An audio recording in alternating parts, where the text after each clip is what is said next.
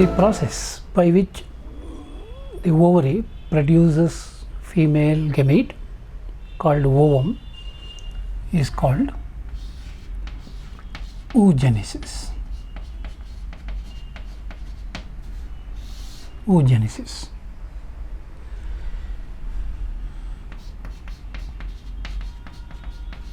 It is the process by which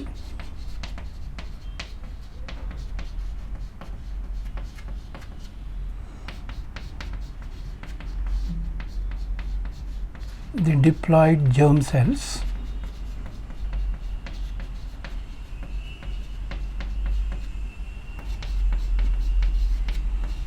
in the ovary give rise to haploid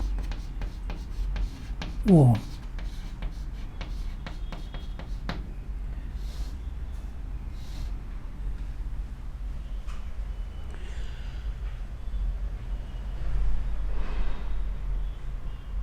So with reference to human females, let us now study how oogenesis takes place. The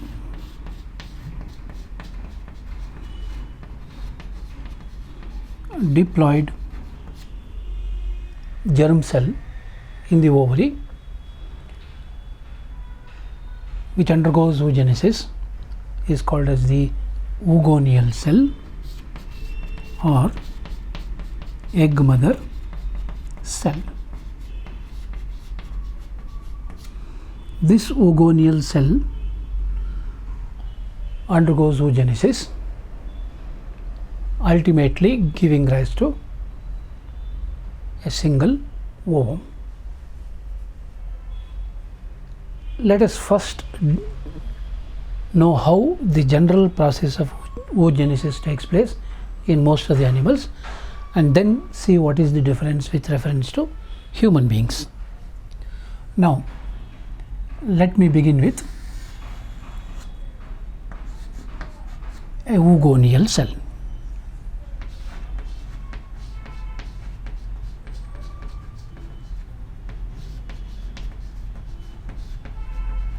Oogonial cell. This is a oogonial cell,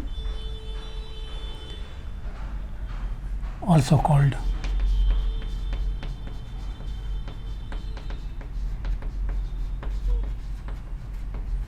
egg mother cell.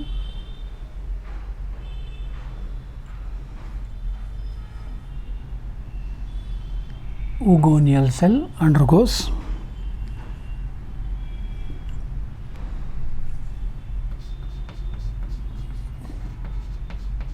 mitosis,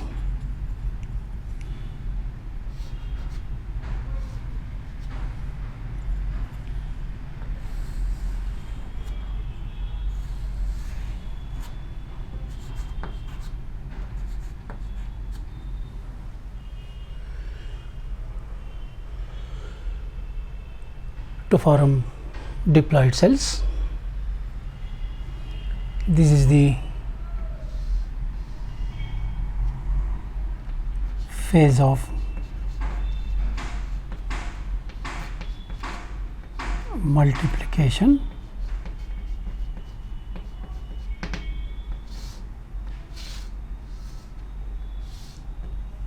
The phase of multiplication.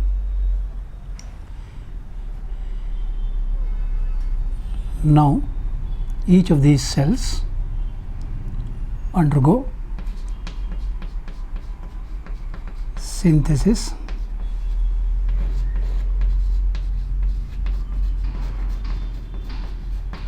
and storage of proteins and other reserve food material.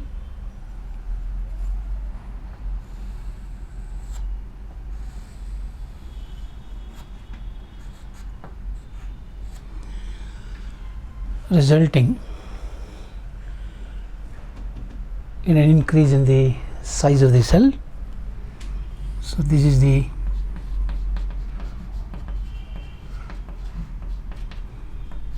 phase of growth.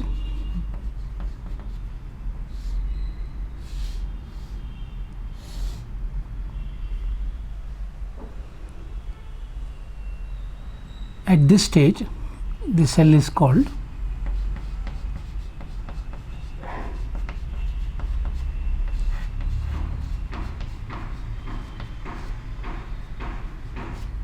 primary oocyte.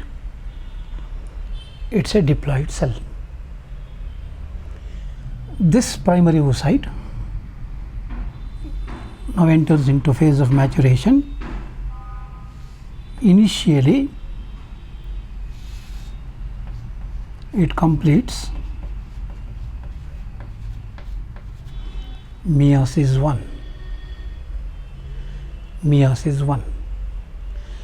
Meiosis 1 results in the formation of 2 haploid cells. But during this process,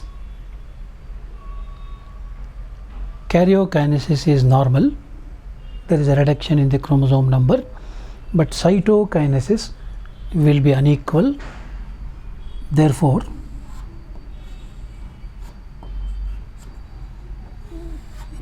two highly unequal cells are formed. Two highly unequal cells are formed. This smaller cell, which receives a very small amount of cytoplasm, is called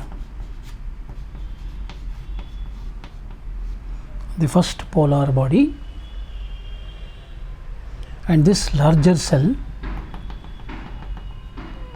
which becomes functional, this is called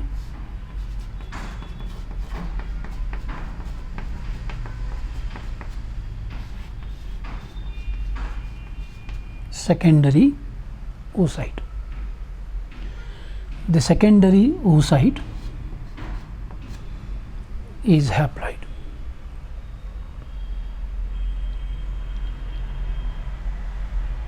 This secondary oocyte now undergoes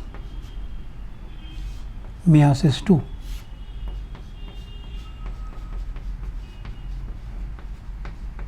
Second meiosis. Second meiosis results in the formation of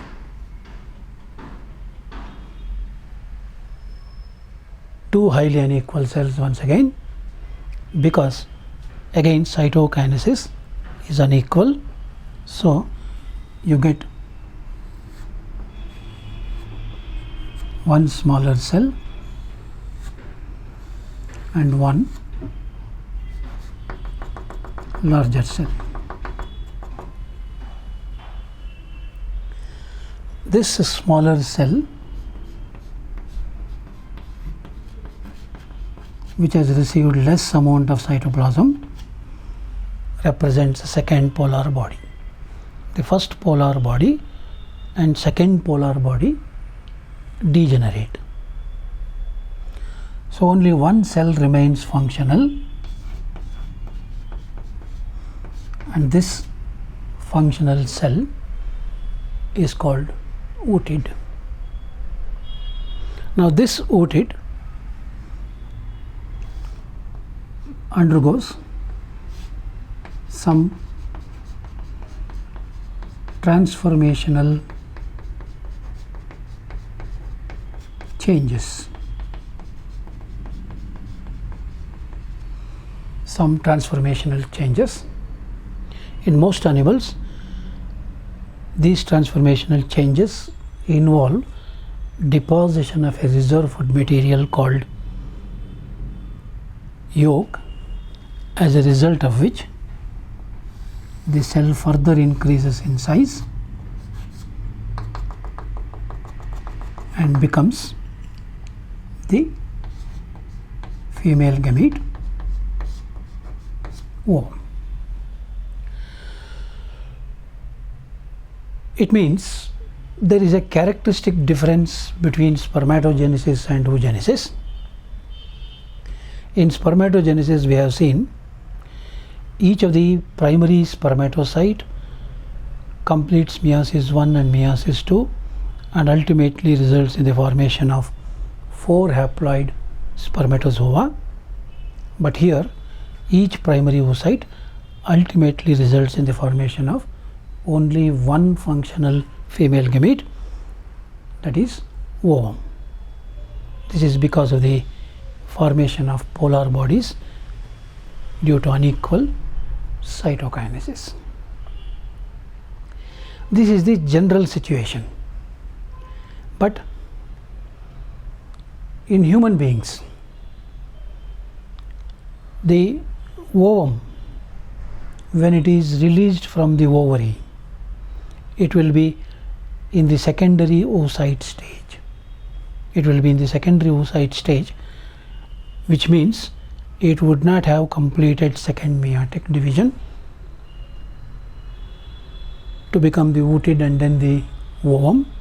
These changes take place after the secondary oocyte fuses with the male gamete and forms the zygote. This is a characteristic difference that we see between oogenesis in most of the animals and oogenesis in human beings.